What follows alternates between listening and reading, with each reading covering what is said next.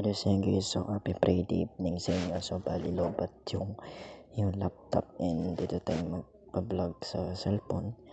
So yan, bali may papakita ko sa inyo yung bagong picture ni WhatsApp kung kayo gumagamit ng WhatsApp. So yan, 8 Telegram yata yan, check ko lang.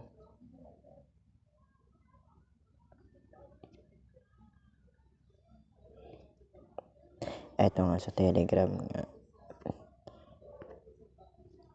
So bali meron ng story picture kay Telegram. Ayan, you can add your story and by clicking yung plus button. Ito, ayan, tapos makikita nyo din yung story ni Telegram. And watching stories, you can use these gestures to control playback, go forward, pause and seek, go back and go to next author. Yan, then you can also yan, tapos pwede kayo mag-like dyan or share niyo yung story. Ayan.